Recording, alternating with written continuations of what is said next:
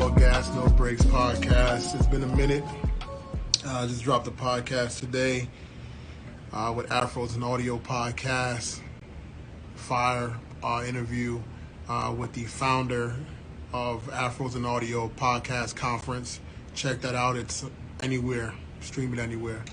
But today we got a special guest, man. We got my boy from White Label American podcast. He's going to be on.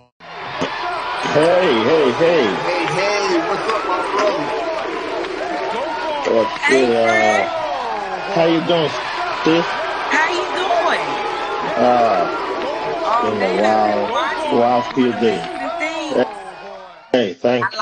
I appreciate that. I like that Thank stuff you. out on faith. You got that.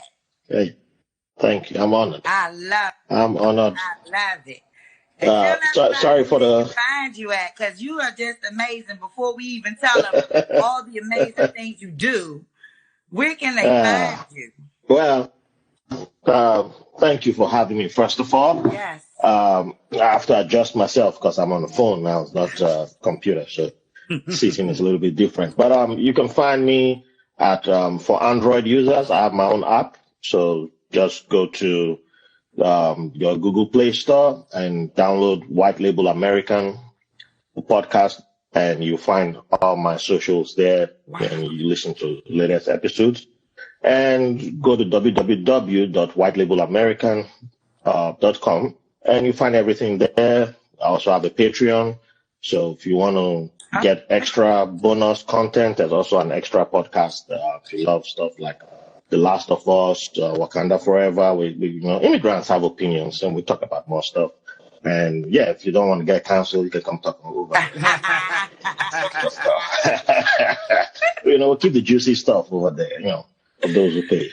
All right, and the main event, Mr. Man, where can we find you? Yo, you can find me everywhere at AGNB Podcast. Yes, I am everywhere at AGNB Podcast. I'm also Super Saiyan Santi. Anywhere, and follow me anywhere there. But at AGNB Podcast, that's the most important, because that's where it's for us. You know what I'm saying? This is All Gas, No Break podcast. That's who I am. 100% Yes, you are. For the squad. You are. And I'm Quanah Ballin. I'm on Facebook. I'm in jail though, but I'm on Facebook. Quanah Ballin and Quanah Ballin. I'm Me Honey Child on Instagram, and I'm everywhere you want to be on Instagram. I'm on YouTube, and I'm on Snapchat a little bit. And I don't really do too much TikToking, but I am watching. So holla at your girl. Yo, I've been looking for you on TikTok. Hey. It's like you gone. What happened? Hey, my daughter be on there more than me. I can't keep up with her and me. So Yeah, TikTok is she's watching, and then she's a girl. TikTok needs too much work. I gotta be on the scene. I can't watch it all. Had to cut back. Yeah. You said TikTok. I feel There's a you. lot of stuff on It there. is. I just try to drop one video a day and bounce, and that's it. Hey. TikTok tries to hey, stay. I'm like, hey, I love looking at good-looking women, and I bounce. That's it, and that's it, and yeah. Don't we all? Try to keep me up for 2-3 hours. Like, what else you want to tell me? Nah, What else I you ain't got want to that. tell me? Yeah, I'm out of here. Tell me. I stay in the YouTube black hole, and I'm there. No pun intended, but I'm like, nah. That used to get me back in the days. No, I learned my lesson from that. So Instagram got me with the reels, same thing, and I'm like, yeah, no, one is enough. I agree. Yeah. Hey, yo, and I want to shout out to my boy Rex Corolla. She's not Hey, the one and Shout out only. to my boy Rex. Shout out to OG_Frank. Those are my partners in All Gas, No Breaks, and my one of my other co-hosts. But when we do these lives, it's me and Quanah chilling, man. That's right. And then a guest, a special guest. So we thank you, man, for coming through. Yes. Brother, White Label American, bro. I know Quanah, I met my boy. I got to get your name. I always forget your name. I always call you White Label American to myself. It's fine. And I know that's not your name, but the White Label American stood out so much. That's what I remember. It really does. That's the plan. But my name is Raphael. How I forget that, Raphael? You got that smooth ass pimp name. I forget that pimp ass name, Raphael. Yeah. The ladies like that name, boy. They ain't called they me do. He gonna call you after this, Quad. You ain't worried Hey, about this is Raphael. Unfortunately, I'm no longer in the market. Back, when I used to be single, I wasn't this confident. People don't believe that, they don't. But it's a long story. I had fallen into depression. That they want to hold on to you, you're a little bit more confident, huh? Now I'm just like the brother Kang, the conqueror, kind of like me, unofficially I'm the Grand Supreme leader, Grand Supreme Marshal of Africa, plan to marry one wife from each country in Africa. When I officially take over Africa, just like the brother Kang want to take over the multiverse, I'm gonna just take over. I'm a simple guy. I'll just take over Africa. And then the way to bring peace to Africa is just you marry one wife from the 54 countries. Who want to fight you? Nobody want to fight you. You got a representative in each country, It's very easy. One from Africa, bro, you a bad man, yo. You a bad man. Because let me tell you, good to you, though. They'll hold the door for you and everything. That's good eating right there, good eating. That's right. That's a goosey is like a fufu. A goosey that's light. That's lightweight right there. You're stepping up the game. You're stepping up the game. You stepping up. Fingers for that. You wake up. You're like, hey man, I want to eat something from Ethiopia. You get some from Ethiopia. I want to eat something from Mauritania. You get some from Mauritania. You get it from South Africa. Hey, I'm a foodie. I'm a foodie. That's the easy way to get me. Just set the traps. You got me. Funny. That's how you get me. I understand. Thank you for coming on the show, Quan. I met my brother. Thanks for having me. Through a friend, Corey, at Black Podcast Association. Shout out to the BPA. Raphael was, when he told me about his podcast and all this, what it's about, and we'll ask you the question, tell us about your podcast and all that. But he's adamant about what he's doing. He's literally the conqueror of that realm. And it's a topic that I was like, wow, that's a topic that does make sense. And it's a topic that is for me because I'm one of the people that was my question. What made you feel like these stories need to be told? Thank you. That's a great place to start. So I always use myself as the example. I was born in Nigeria, and my family has some Ghanaians heritage. Thanks to my grandfather, who back in the colonial days, you could work for, you could transfer from one colony to another colony. So we were, Britain colonized both Nigeria and Ghana, and my grandfather transferred to Ghana. He was a police officer.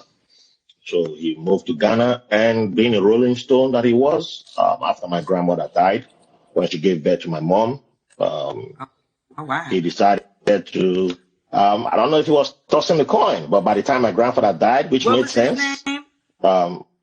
His name, I'm named after him. His name was Raphael AGNB Harry. By the time of his death, he was in his 50s. He had 10 wives. Wow. It makes sense. He liked different food. He was tossing a coin. Like today, he has Ghanaian, tomorrow Nigerian, Ghanaian, Nigerian, Ghanaian, Nigerian. And I'm pretty sure food was not a problem for that guy. It was which wife were you getting the food from?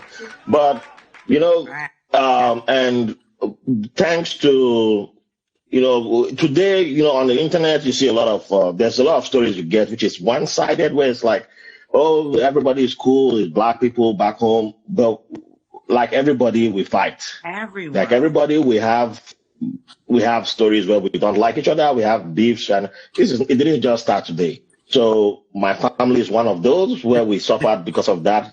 There's probably a Yeah. universe where I was born in Ghana because my elder sister was born in Ghana. But because of the fighting where Nigeria kicked out Ghanaians in the 70s, they kicked out all the Ghanaians at one point in time, and Ghana retaliated. So my mom was born in Ghana. A bunch of my uncles and aunts were born in Ghana. My grandfather had died.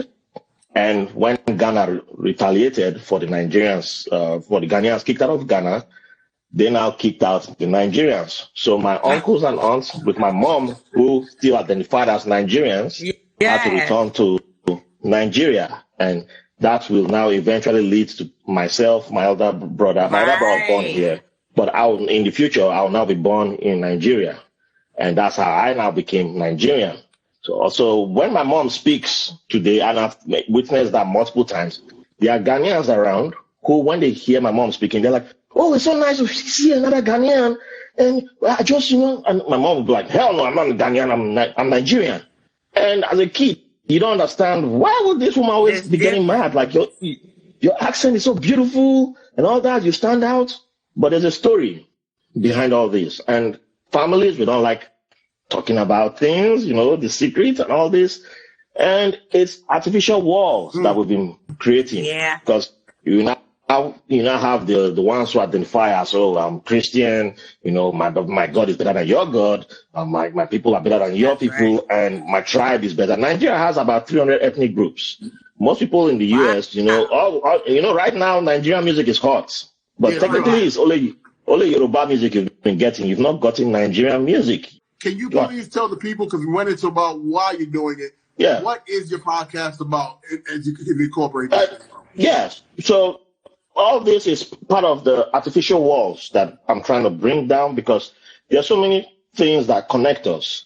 And growing up in Nigeria, there's so many ways I've had artificial walls set up, and having uncles who probably some of them were deported from the United States. They come back and they tell you, when you go to America, don't mess with black women. Black women are so easy. They're the easiest women around. You're a child. Right. What is that doing to the child? It's a wiring. You're being programmed. Yeah. You don't understand that, right?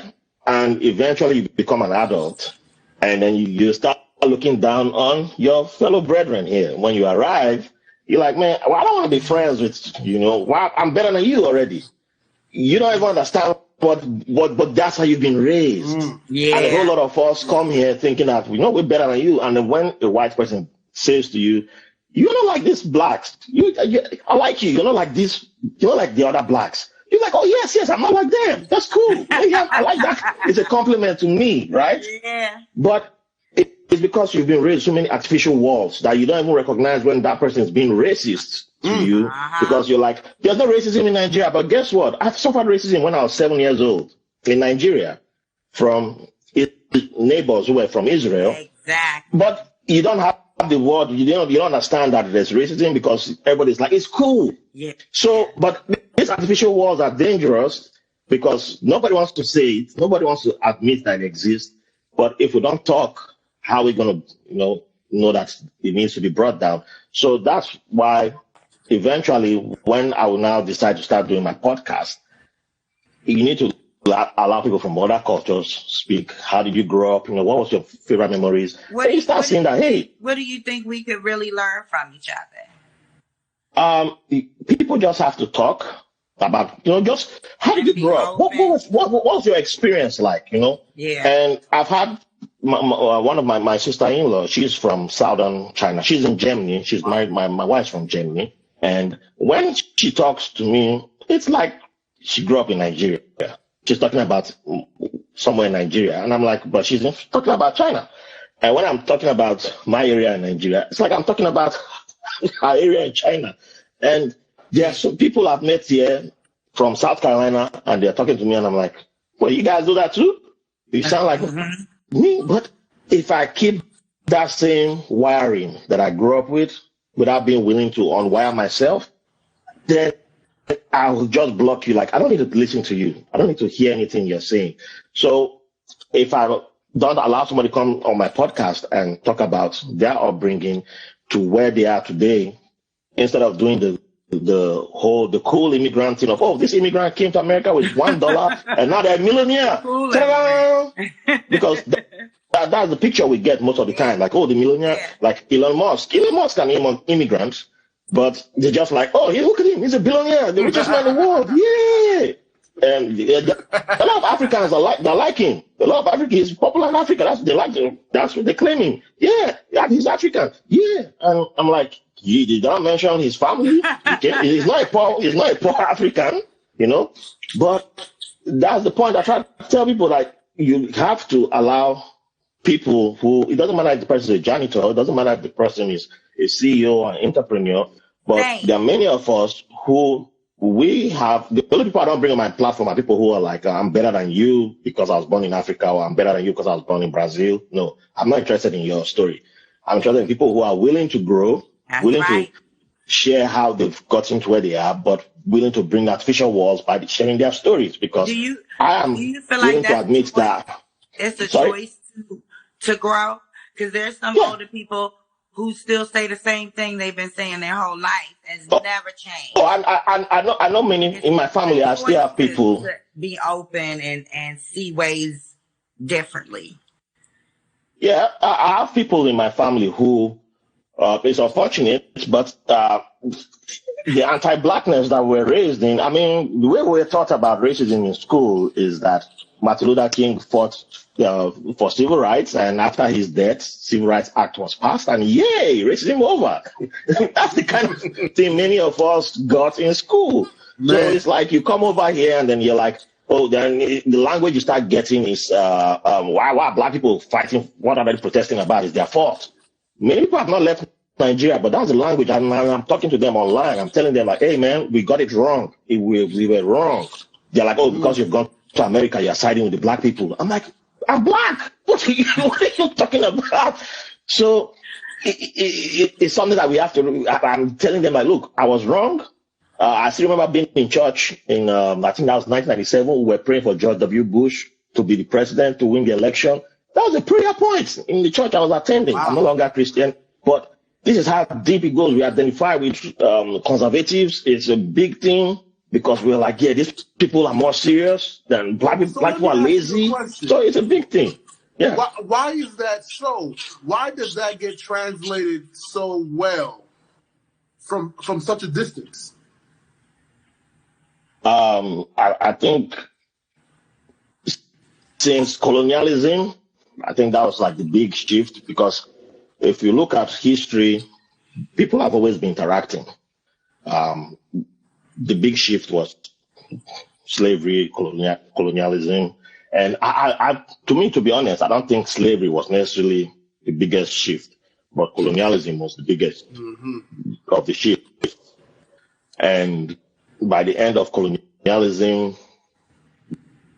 the colonialism that people tend to focus on is that, the Western Europeans came and ruled, and that's what everybody focuses on. People don't talk about the Eastern Europeans. People don't talk about Christianity, which never left. It never left, because Ethiopians never colonized anybody with their Christianity.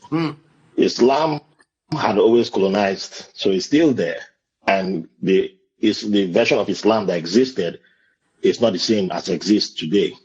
So those are like deeper conversations, and you see that when Islam started, education was big, and then now it's like most of the areas that Islam is strong, the education is very weak. So what happened? And then same with Christianity, and I mean, it's a form of colonialism. Yeah. And we don't recognize that language, because once you recognize it in that language, separate ourselves. We just found a way to separate. We only talk about colonialism so when you love the colonialism for Christianity, and then you only identify it with whiteness, and then you will be more open to white. We do it here with light skin and dark skin. Exactly. We separate ourselves here. So you'll be cool. She's beautiful because she's light skinned, and now people are bleaching their skin. Oh yeah, we bleach. This mold. We bleach. I almost bleached when I was younger. I couldn't afford to buy the cream. I couldn't afford it, and I'm glad I was. It's something expensive. I mean, when you're at a certain point in life, it will be expensive. It was expensive for me. I couldn't tell my mom to give me money to buy bleaching cream. She would have turned me upside down like, yeah. But you know, man, wow, I love that you know, those are the topics you talk about and that experience because, you know, I'm from another country, in this country. I came super duper young, but the culture in my house was so different than what was going on outside. You know what I mean? And then trying to find a way to fit in between and walk that fine line. Oh man, what a game it was. But I enjoyed it though, you know. So my question to you is, how long have you been podcasting? Because I see you have hundreds of episodes. And he said one a day, so. No, not one a day. That's TikTok. Yeah. I wish to get there where I can do one episode a day. Me too. Yeah. I've been podcasting since time before COVID seems to be funny. I officially started podcasting. White Label American was 2019. So yeah, it's been 3 years, right? Yeah, officially it's 3 years of White Label American. I tried to do a podcast with someone who ended up stealing my equipment. Yeah. No. Yeah. That was from Ghana? No, Nigeria. No, Ghanaians are less. They're not as arrogant as Nigerians. They're more humble. But they have their own thing, and they're shorter too. They're shorter. So but Ghana disappointed me at the World Cup, so I can throw shots at Ghana. But Nigeria, we trouble. We're a lot of trouble. We have Yoruba demons. We have Igbo tricksters, and we have. I take shots at Nigerians too because they're my people. So I'm allowed. You know. Nobody else. we have Orobo Wayo. So if there's any Nigerian watching, you can't say I didn't show love to everybody. I can show love to all the tribes. Yeah, but we're too many, so that's why you can find the good, bad, and ugly. Sorry. Who stole your stuff? Oh, a boy who I was actually his mentor. He, I guess it's kind of like I was his mentor. I was the mentor to the dude. Yeah. So he, you know, he did. He at one point, you know, I love to help people. I used to be in the Navy, and I helped a few people, and it wasn't just limited to Nigerians. Any brother or sister who wanted to join the military, I made sure you had information that I never had going in. Right. Because recruiters won't give you all the information, especially when you're a person of color. They don't give you all that information. Oh, wow. And they just want you to sign and get in as soon as possible. That's all they're trying to do. So they're trying to fill a quota. Paper is like, okay, got you. You know what I mean? It's like that, or that's it. You know.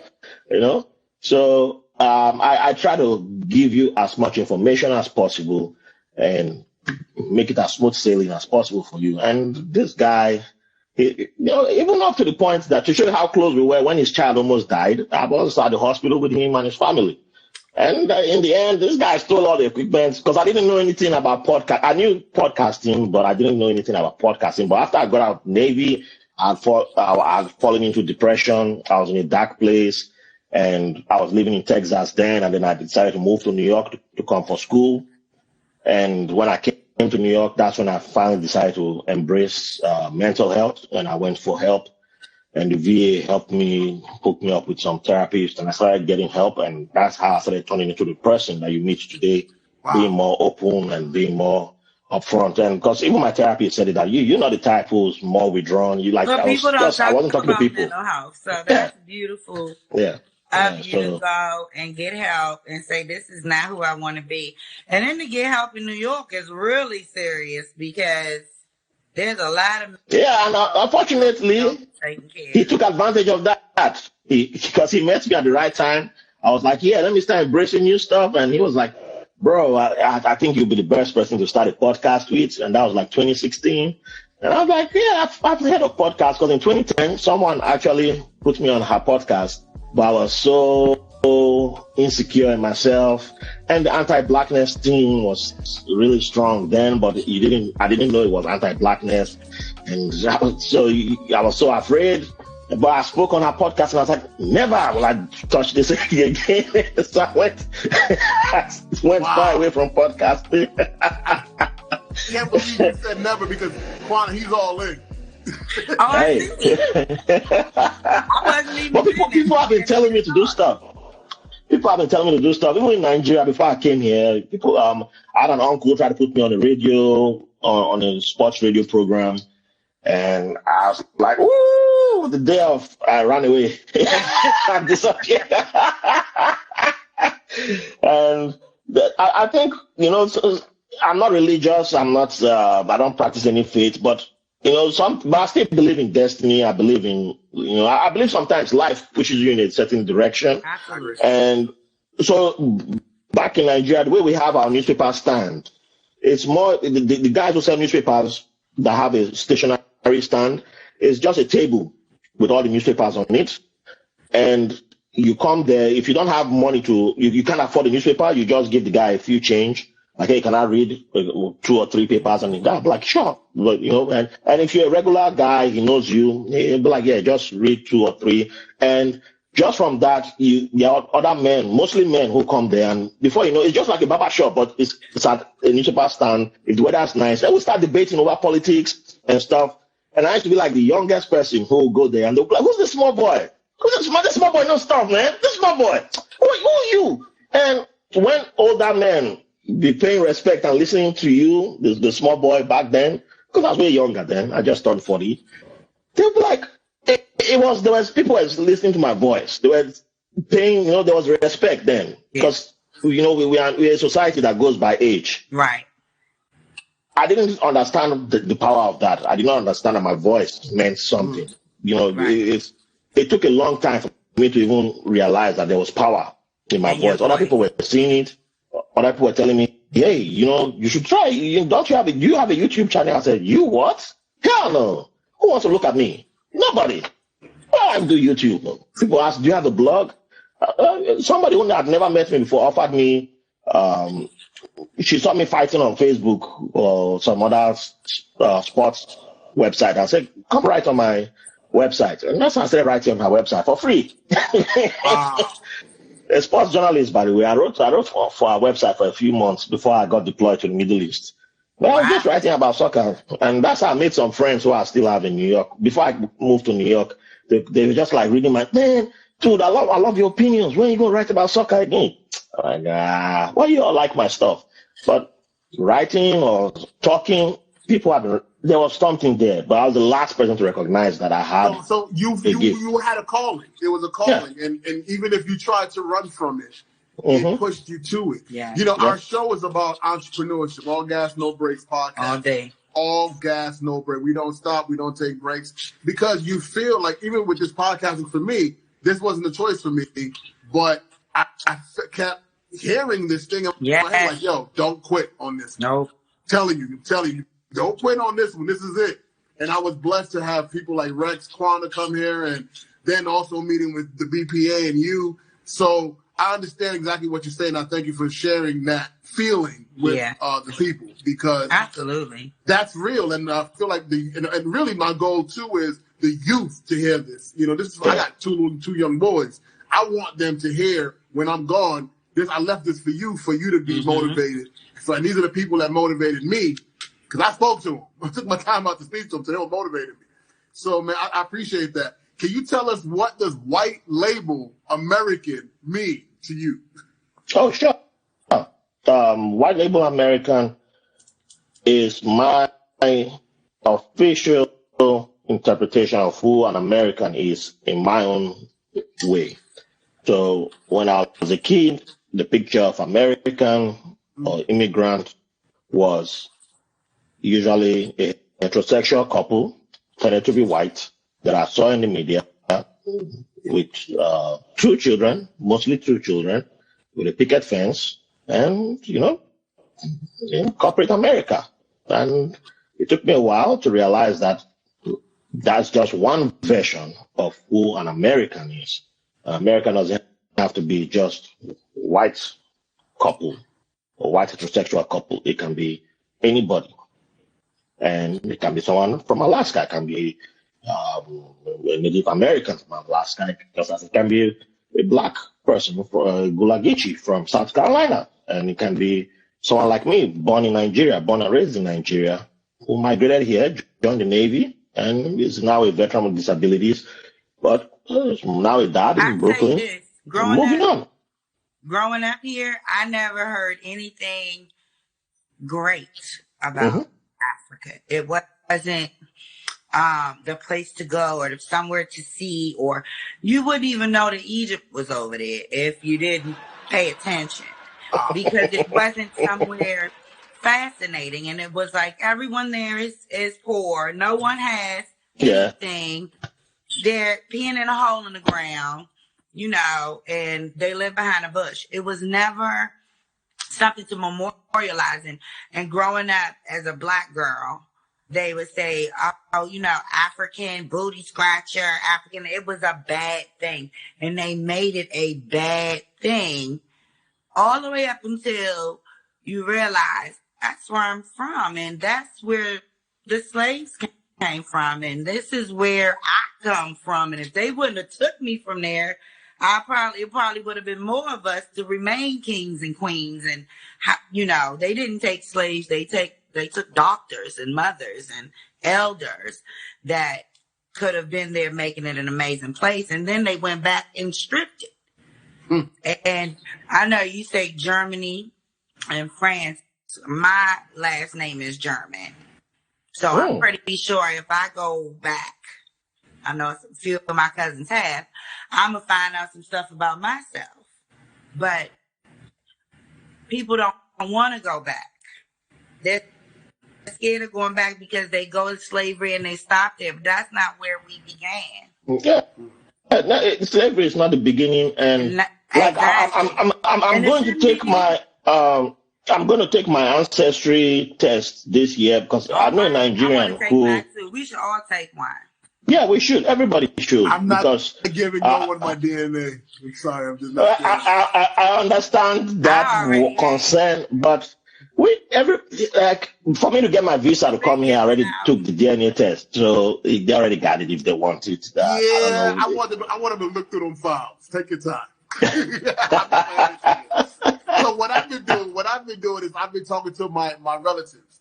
I've actually been so I wasn't raised with my father, but I've connected because of social media. I've connected with my father's family, and I speak to them and I find out where I'm from and who I'm from, and that's how I've been doing my background. And I've been going far. So next year I'm gonna be back home with the kids, and I'm going to be talking to those old ancestors, old ancestors, but the older elders of mine. They'll talk about my ancestors, and that's how, and you know what? As far as it goes, it'll go. And if it doesn't go any further, I'm okay because I know that's the path that I'm creating. Yeah, that's good. But why I still encourage the ancestry is I know a Nigerian who I might get him on the podcast eventually. He took the test, and from the way it sounds, he sounded like one of the Nigerians who, they come here and you feel like they're better than black people or they don't see themselves as black. And from the test, it showed him people who he's actually related to over here.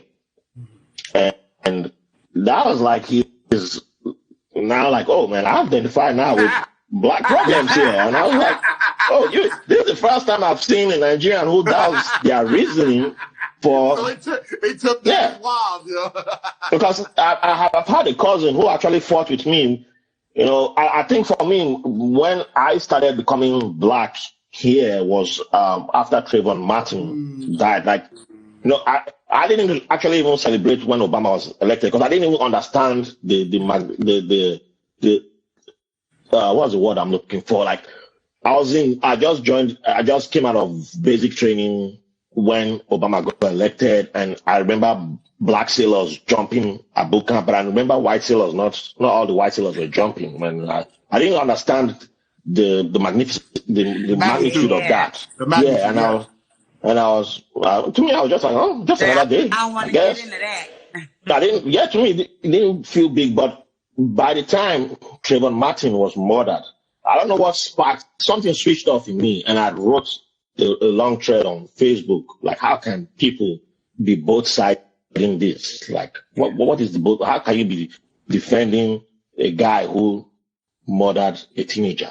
And a lot of my sailors were attacking me that day. Like, hey man, you don't know the full side of the story. Why are you picking it? Why you going after George Zimmerman and all that? And I was like, what is wrong with you? I thought you were a cool guy. And that was the day that was like the day the crack happened. Like a lot of the enmity, they would pick sides that day. And I was like, oh, I thought you were cool, but you're not cool. You're not. And I guess that was the day I knew who was my enemy, because that's the day I officially picked a side that I was on. Like, people discovered I was black that day. And some black people were like, oh, you're cool, man. We didn't realize you were cool. I was like, oh, what were you looking at me at, like, all this time? Yeah. So it was after that day that I officially came out. So after that, all my cousins reached out to me, and she's married to, like, her husband works in an oil company. She's wealthy. She got money. When I say money, it's like in coming to America. It's like, ooh, she got her own money. She got her own money. Like that. And she reached out to me and she said, why are you making this your own struggle? What are you doing? Why are you posting every day about these police killings? Like, okay, why you? I said, what do you mean?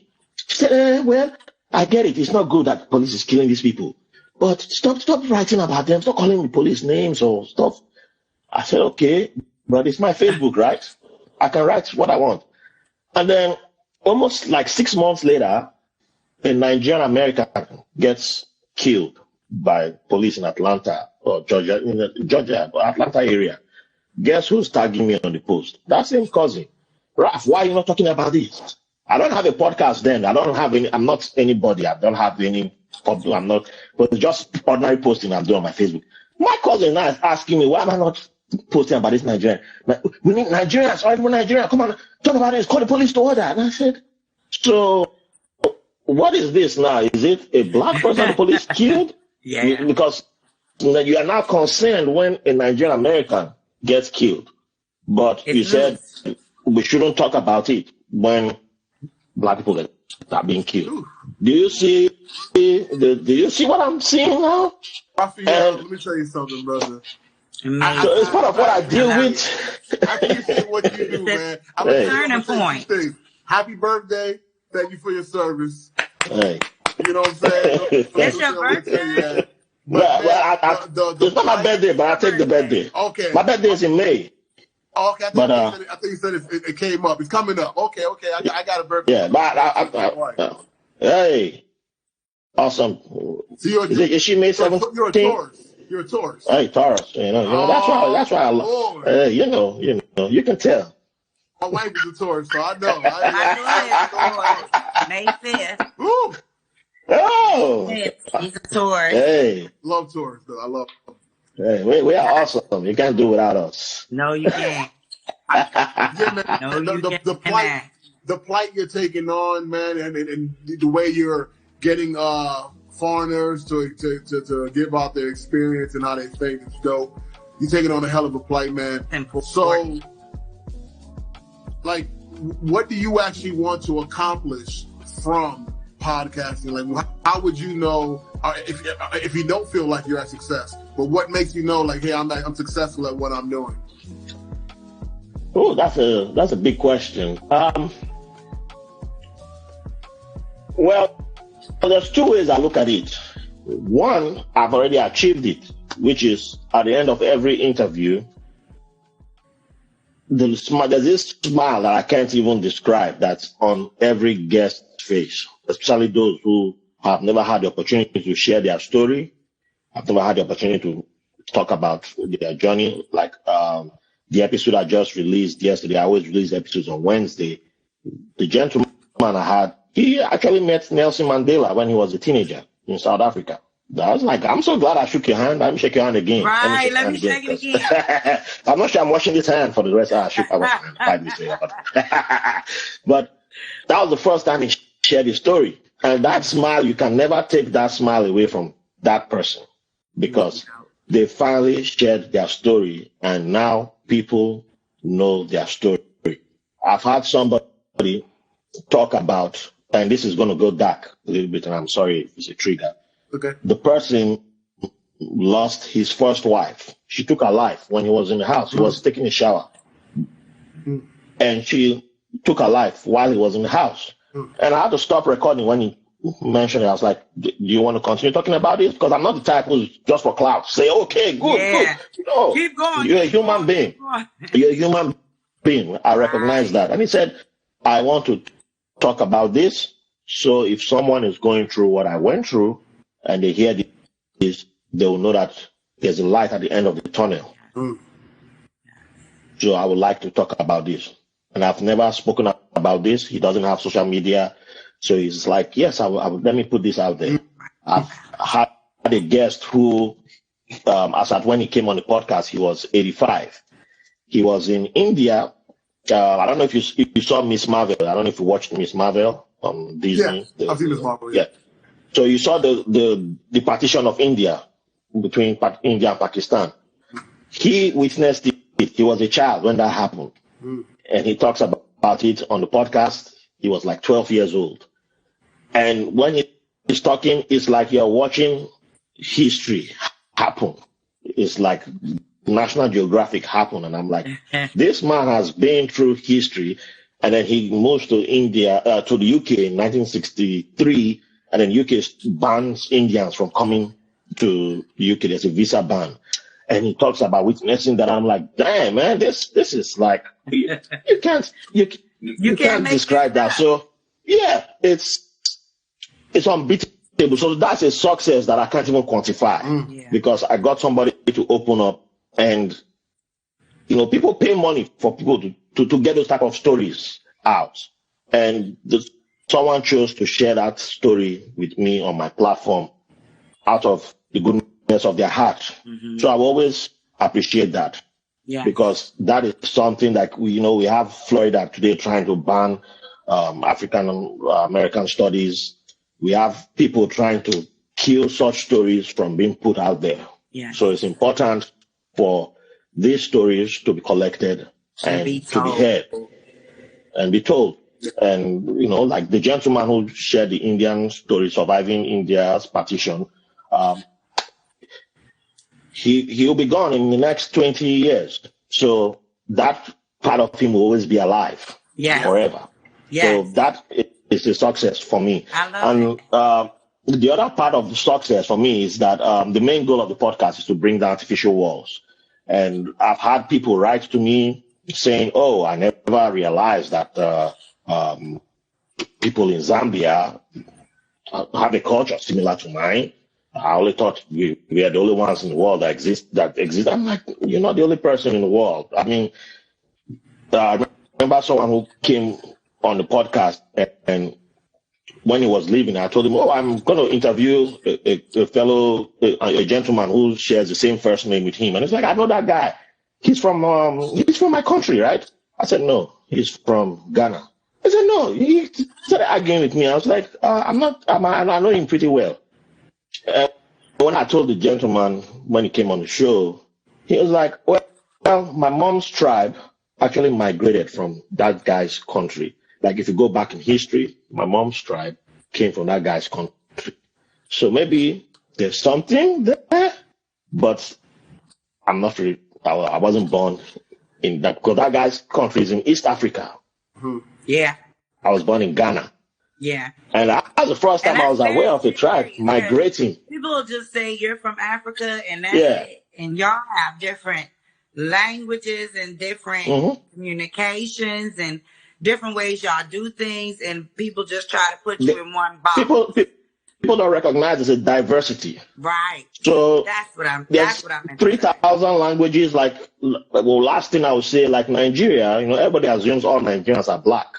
Yeah. There are people in Nigeria who I don't know what they are, to be honest. And if a Nigerian on the internet is being honest, they will have to, they should come tell you what they are.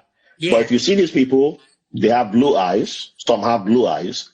If you see them, if I were to show you their photo right now, closest you might say Afghanistan, but it's part of Nigeria's failure of the government, because where you find them is on the streets begging in most cities, and it's tied to the form of Islam that they practice. So you always find them on the streets begging. But all my life, I've always saw them. They have coily hair. Their hair is not white. It's not like white people's hair. It's not like, well, it seems closer too, but their skin is nothing close to dark skin. It's not like light Arabic people's skin, but it's like Afghanistani, like tan. Yeah. Yeah. Shade. That's the shade. That shade. That's the closest I've seen. Wow. And I completely forgot about them all these years I've been in America until I saw a video of one of their little girls begging in Lagos, and she spoke Yoruba, and the person was like, "Oh my God, you speak Yoruba too?" And freaked out. Right. And I was like, "Why wouldn't they speak Yoruba? They're everywhere in Nigeria. They're in all the cities, but we act like they're not citizens. Like they're Nigerians. They've been there. We don't know how many years. We don't know their number. Right. But they're Nigerians. But you see them, the texture of their hair is, you can't figure out what tribe they're from. And I've forgotten the language that they call them. But if you just go by skin, you won't be able to say they're dark. You can't call them black officially. So I'm like, are they Africans or not? They're Africans. And we have different people like that all over. You find them all over Africa and all that. So, yeah, every shade. So it's amazing what we have. But if one of them has gotten the education and moved to America, I would love to have them on the podcast and, come share your story, please. Because it's an artificial wall you break. I have a friend who I've known. Every black person in America is the same, but you here, please. You go to Texas, it's different from New York, and it's different in California, and it's different in Florida. I mean, so I can't imagine going to Africa and it being no different. It's going to be different everywhere you go. Oh yeah. So, I don't say no to money. So if the money comes. I love how you say that all the time. Nigeria. You take Bitcoin, you take the Euro. No. We'll pause on that one. I prefer. I prefer the one I can feel right now. I'm that old school player on that one. Where can we donate? On my website, you can buy me a cup of coffee. There's a Patreon, there's a PayPal link also on the website, and I think there's a Cash App also. I forgot my Cash App. It's just White Label American, I think. Yeah, but I need to work on my Cash App. But hey, look, that was the time I was going to be a real pimp, but I wasn't pimping. So, but just pimp me up with a coffee, I got a question for you because I know you're a comic book head. I'm also a comic book guy too. Hey. So you like the Marvel movies? I do. What is your favorite one so far? Oh man, like that man. I thought you were going to ask me a comic book. God damn, I'm going to the movie. You're asking me. That's like making me choose out of the children of my favorite child of my secret family, man. That's I'm waiting. No breaks. What's the answer? Man, I love. Look, I'm a big Marvel guy. Like when it comes to the movies, I love them all, man. And the shows. Man, but I have to go with my Black Panther and Wakanda Forever, man. I'll just stick with those two. One or two? Which one? I can't pick one. I can't pick one right now. Yeah, I can't pick one right now. That's the emotional lifting from. Man, Wakanda Forever. There you go, right there. That's for you today. Man, I got a sweater from. Man, I got. I'm seeing that I don't have any of the books nearby, but I got something. Let's see. He's a comic book guy. He's into the old. I got a bunch of comic books. Yeah, but if I don't know if you've seen this one. This is good. Bitterroot. Okay, no, I have not. Oh, you love this one. I don't know if it's. Let me tell you, I was huge into it as a young man. When I was young, back when we used to trade the cards and everything, I was that guy. And then when I got older, I fell off a little bit. And then what occurred was once Marvel started putting out the movies, I'll be honest, I watch all of them, no matter how bad, no matter how good. All of them. I've seen all of them. And the TV shows. My daughter loves Moon Girl. We've watched Moon Girl, finished it like 3 times. And just play the game. All righty, play the game. So I'll ask you another question. DC, Marvel. DC don't exist. That's trash. That is trash. No offense to DC fans. If you want to give me money, I'll take your money. But I'm going to just tell you the truth. I never liked DC from day one. As a child. No? I just never took to DC. Nah, I never cared about DC. But however, as a parent, I still, I was given a gift. And I want to see this shelf. that shelf got this serious. I still have this. Okay. That doesn't mean. Wow. Yeah, I have this. So for fairness sake, I have that for DC. That doesn't mean DC is still recognized in this house. Okay. But if my daughter wants to read a DC comic, then she go buy it by herself. So when she gets old enough, go buy it yourself. I ain't giving my money to go buy no DC comic. Your mama will give you the money. Yeah, I got. Actually, we just moved here, so I haven't finished loading up my shelf with all my favorites. But my Marvel is I got more Marvel on the other side, and my Captain America shield and a whole bunch of Captain America shield. Yeah, okay. I haven't seen Ant-Man yet. I gotta go see that. That's my next. Oh, you haven't? I've seen it twice. My phone fell. Wow. You know what? I just watched Wakanda Forever. Have you seen it, Quana? I can't keep. Oh, you should see Wakanda Forever. You should at least see that. I got ADHD. I gotta have stuff going on all the time. In this one, a lot of stuff is going on. Blowing up. It's deep. Stuff. Is it blowing up? Yeah, blowing up, flying. Oh, yeah. Fighting. It's crazy. And a good story. Shout out to that series. I tell people that's the best one for me. Yeah, that's the best one for me. I bought the tickets though. You got to go see it. You bought the tickets? I just think because you got to be supportive. You got to be supportive. Mm-hmm. I bought the tickets, so I ain't have to go.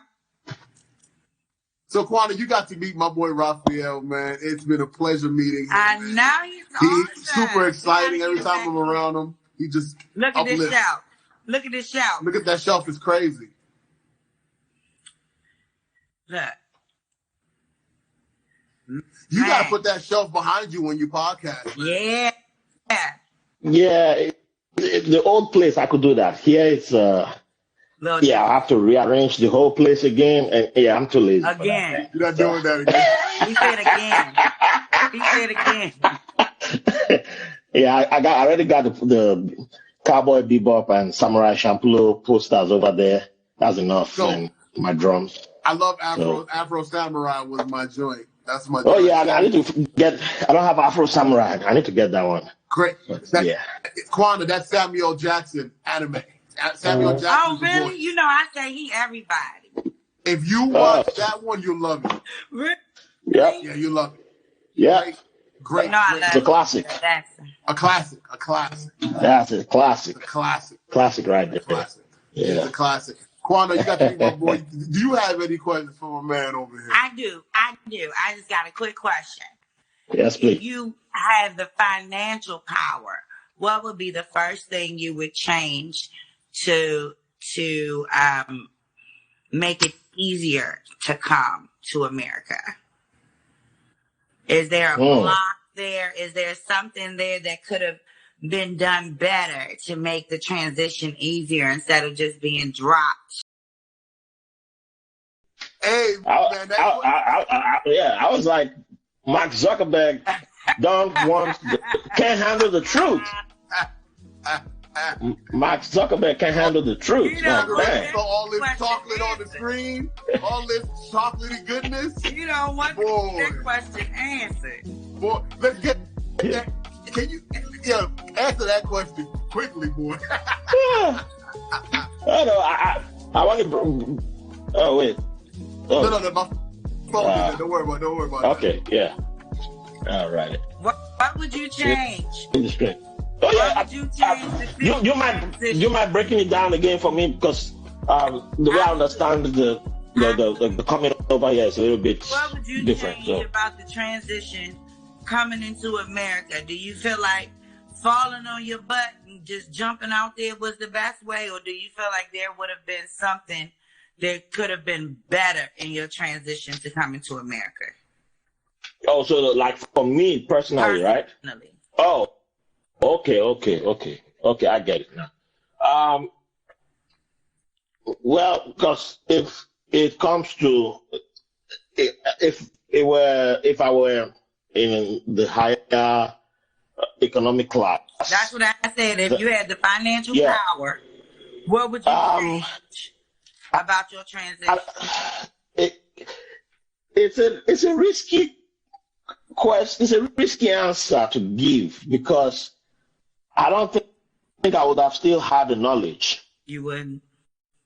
I wouldn't have had the knowledge required because I'll give you a quick scenario of when I arrived. You know, there was like welcome to America. My elder brother was born here. Okay. And then taken back to Nigeria at age 4, and then he grows up and then comes back in his 20s.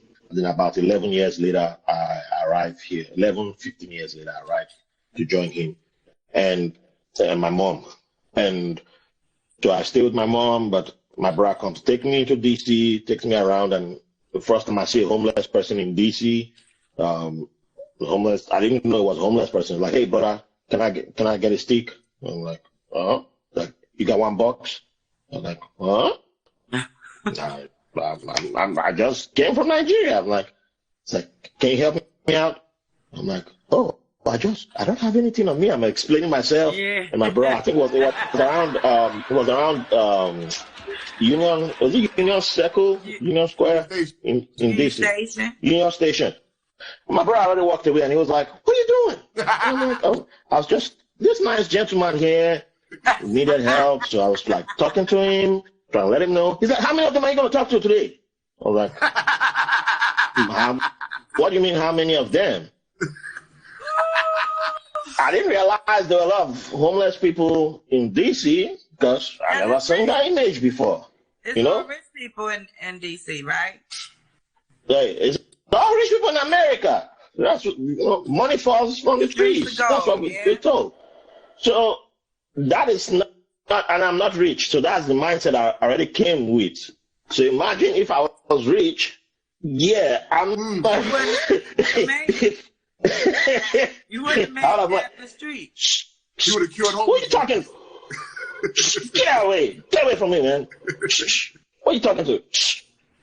And knowing what I know now, one thing that I wish I had done when I had the opportunity was go to a HBCU, because I remember when I met a black professor, and she was telling me when she knew I was trying to move to New York, and she said, why don't you, because I had money from the government to go to school. So they were paying for my school, my GI Bill.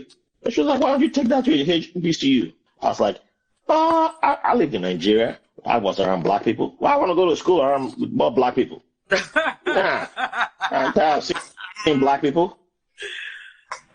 That was still the mindset, right? Yeah. So if I was with money coming from Nigeria, I was wealthy, I would have been thinking Harvard. Yeah. Because I have family members, my younger ones, they are trying to get scholarships to come to America right now. And I keep telling them, have you applied to HBCU? That's the same attitude they give me. No, I want to go to Harvard. I want to go to MIT, Princeton. And I'm like, I get it, because those are the only places we think of. Oh. Go to Cambridge in the UK, Oxford. I'm like, have you heard of HBCUs? And it's that same feeling of we look down on HBCUs. So even if we got money, it don't change anything. We're still like, we are above black people. It's until we interact with black excellence, and even that it still has to be, I don't know, there has to be people like myself beating it into our heads like, hey, all you've been told is a lie. It's kind of like I have to spoil Wakanda Forever a little bit without spoiling it. But it's like when Okoye says, everything I knew was a lie. Yeah. Yeah. We have to be that. So I don't know if money would have even changed anything for me, because I'm looking at it from the perspective of my arrival here, my attitude of only wanting to be friends with Nigerians or Ghanaians. Yeah. But I wanted to chase black women though. Guess that. So figure that out. Yeah. Yeah. Hey, good looking. Yeah, don't get me wrong. Except for marriage, then it's like, hey, I need to go find me a good woman back home. Back home. You ask yourself, what? And that's part of the problem, because we see that, and if you end up marrying a black American, and then you like everybody, you have some fights in your marriage. Oh yeah. What will somebody say? Oh, because you married, you see, why marry the black woman? Why go marry the black? What do you expect when you marry the Why you marry the black one? Why you not go find good woman in Nigeria? Meanwhile, good African food. You know what? But meanwhile, when I hear these types of things, though, it's our comedy as brown people, because that pain is so comical, and I love those comedians that can make that pain funny, like Cat Williams and Lavelle Crawford. We've learned to make that pain comical, but I believe, of course, slavery was the big issue. Colonialism was a huge issue. However, the way we're breaking down walls right now, with knowing all those things that have occurred, it's amazing to me, because I see the children, the young black children, that are getting along with each other and other people, and they're creating black excellence. The fact that we have associations for us, and we're like, if you're not with it, you don't have to be. You don't have to. And I feel like the social media, the internet, is allowing us to market ourselves better without anyone else's help anymore. And with us being able to do that, the walls are falling with people like you and people like us and what we're doing. So I have a question. Because one of my favorite questions is your top 3 influencers in life. And why? First one has to be the black guy who tips. I found that podcast at the right time. It was a broadcast on Vice News, and they were like, oh, look at this black couple that talks about Game of Thrones. And that was around the time I was getting out of the toxic phase, the problematic phase, the anti-blackness. I didn't even recognize that I was very, very anti-black. And I saw this couple being covered on Vice News. They said that they have a podcast, they talk about Game of Thrones. And just by listening to that podcast, that's how I would end up on your show. Because when I started podcasting with the person who stole all my podcast equipment, I asked for examples of podcasters that I should mirror myself after. The list that he gave me, who he said I remind him of, they were good podcasters, like Ezra Klein. I really like Ezra Klein. But that list, not one person was black. I didn't notice that, which should have been a red flag about the person eventually stealing my stuff. Now, everything from then on, there was not a black person that I was listening to. And you don't notice it. You just keep going. And that's how you start having a mindset of black people don't exist in this space. Black people don't do what I like. And you don't know, but you just be internalizing it. Yeah. And by seeing this broadcast on Vice News, and I saw the husband and wife talking about Game of Thrones. Oh, let me go check out their podcast. So initially, my first reaction was to counter everything they were talking about, because they just had the mentality of it's Game of Thrones, but they're not going to take it too seriously. They just had a great time And I was like, hell no. This person should have been this one should have been that, so I'll be writing to them. And they would just laugh about whatever my opinions were, but they didn't take me seriously. And then I realized that their podcast wasn't just only about Game of Thrones. They talk about politics. And I really liked the way they talk about politics because that was my ideology and a whole lot of things. And I was like, but wait, why is my first reaction to fight? Why is my first reaction to counter everything that they're talking about? Why? What is going on with me? I look in the mirror and I couldn't find any good reason other than I just wanted to fight. So I had to go talk to my therapist. Yeah. And after that, I gave myself permission to enjoy. And right. So then, Amen, brother.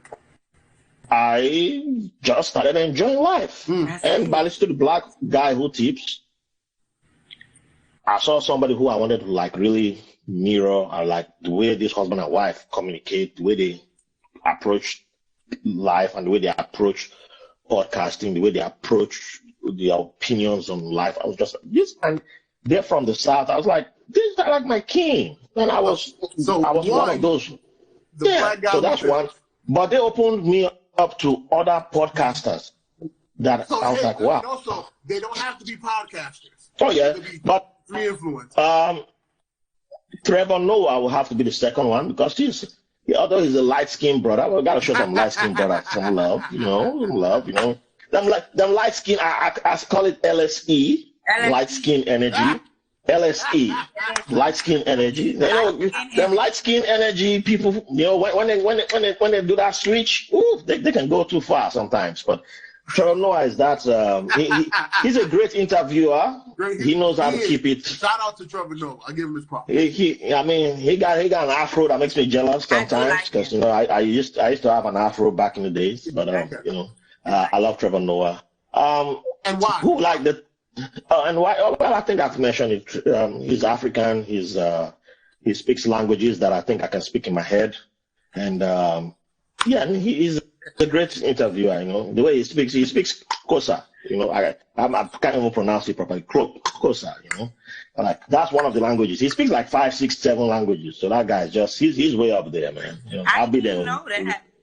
Oh, he does. He does. That's why he's like a king. He's like the king. That's why I said that light skin energy. He gets away with love. I'm like, yeah, you can get away with that. Like, he likes light skin brother. I like him too. And number 3. Number 3. Who will I give number 3? Yeah, number 3. It's always hard to pick a third choice, but that's a tough one. Number 3. And why? And why?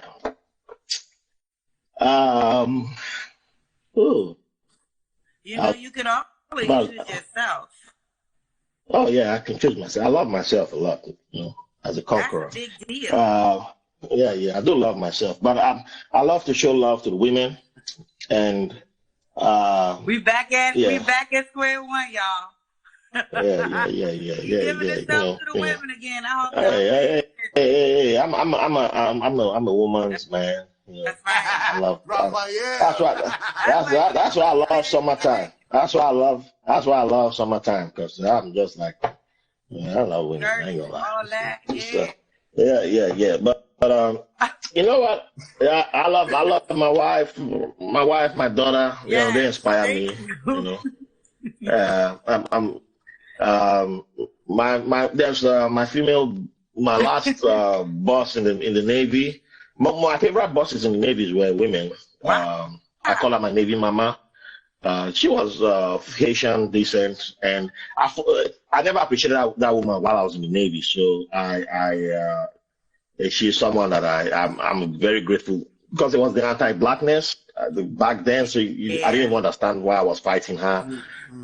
But now I understood how she fought for me. My Navy Marine Achievement Medal that I have, she fought for me, and it was something that was documented that when she left, they couldn't take it away, but that's her hard work. So but my mindset then was that I work so hard, they're gonna give me that. Hell no, the racism would have meant they would have taken it away from me because people who they didn't even do 5% of the work I was doing were getting awards above me, and I was angry 24/7. Yeah. I didn't understand why I was always angry, but because of the work that woman did. I have my highest medal that I have from my service in the military. Right. It's because of that You want woman. to say her name? Want to shout her out? Latoya. Yeah, I'm gonna just because she'll be mad at me that I said a full government name. Okay. So I'm gonna just say Shout out to Mama Latoya. Shout out to Latoya. Shout out to And my you. wife What's V. up, Mama? Yeah, so I'm gonna just give 3 women a tie for the third.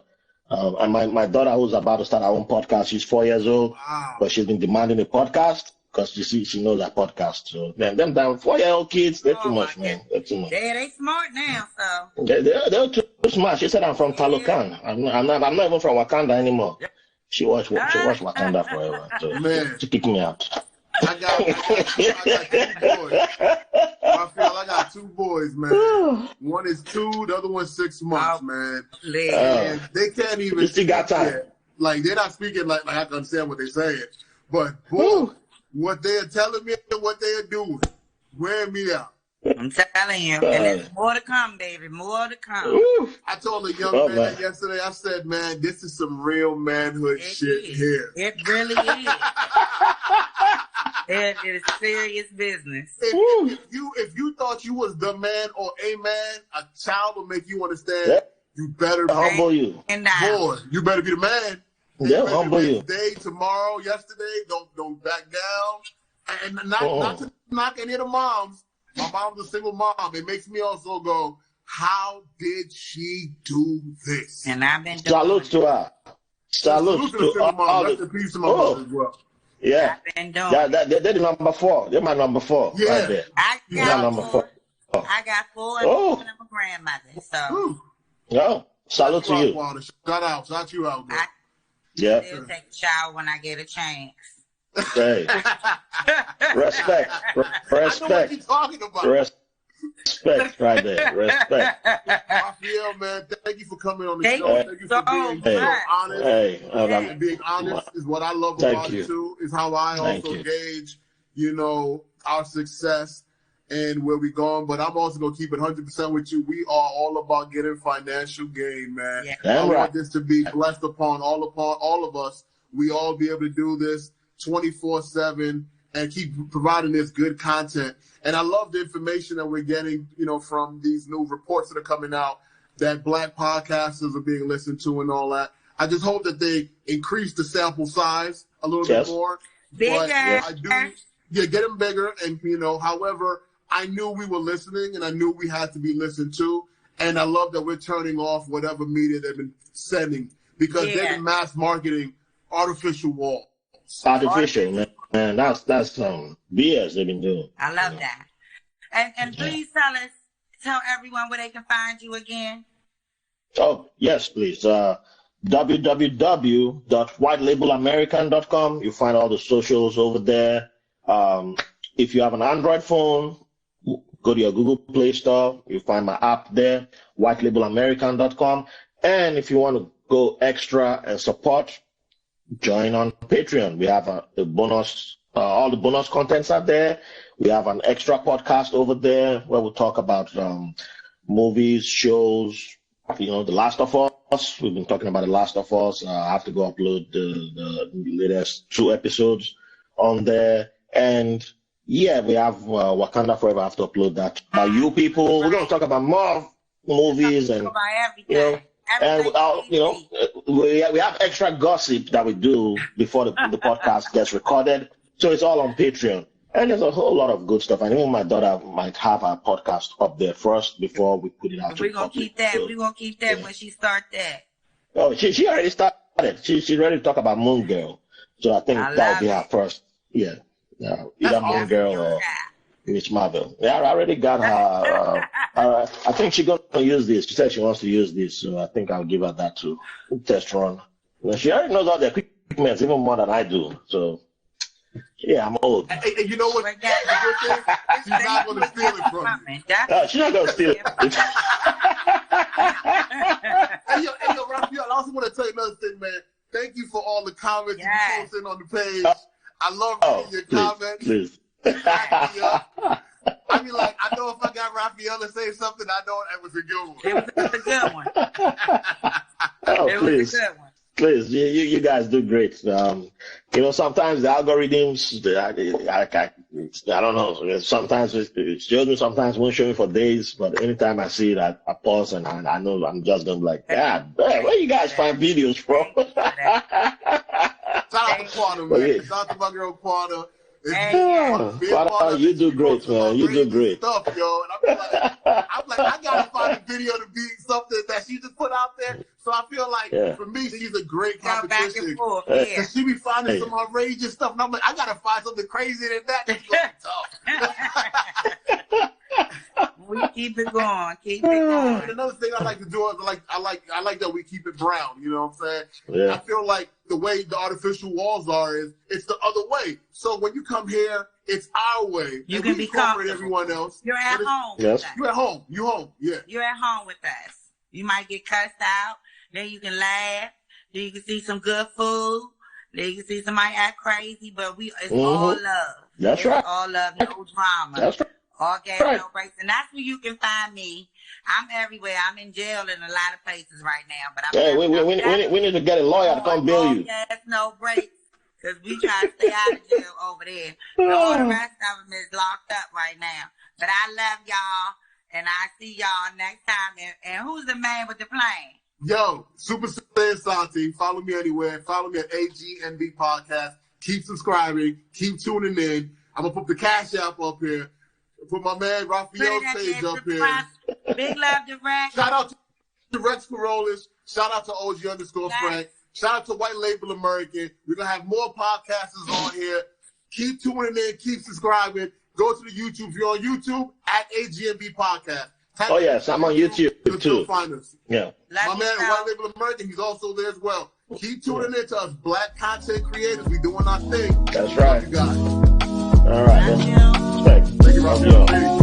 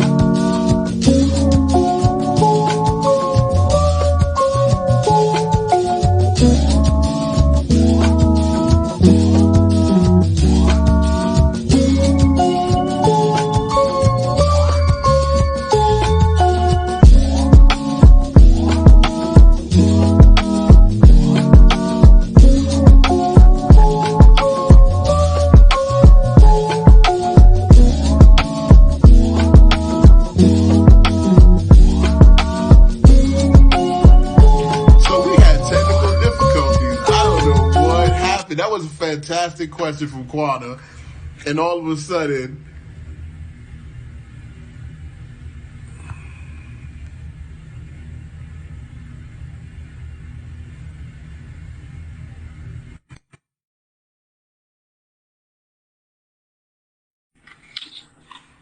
I don't know what that question scared Instagram. Yeah, they took us off. That question just scared Instagram. We was about to change the world. How they do that? I have no idea. I just that was kind of scary. Right? I'm accepting him. I don't know about that. Right?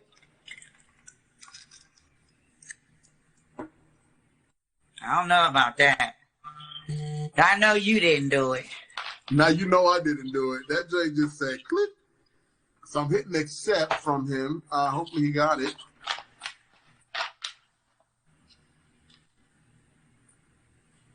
That was different. I'm telling you now. You see that? I don't trust it. When we break down walls, man, let me tell you. He was getting ready to answer, and then they said ended. And she about to change the world. Hey, man. I was like Mark Zuckerberg can't handle the truth.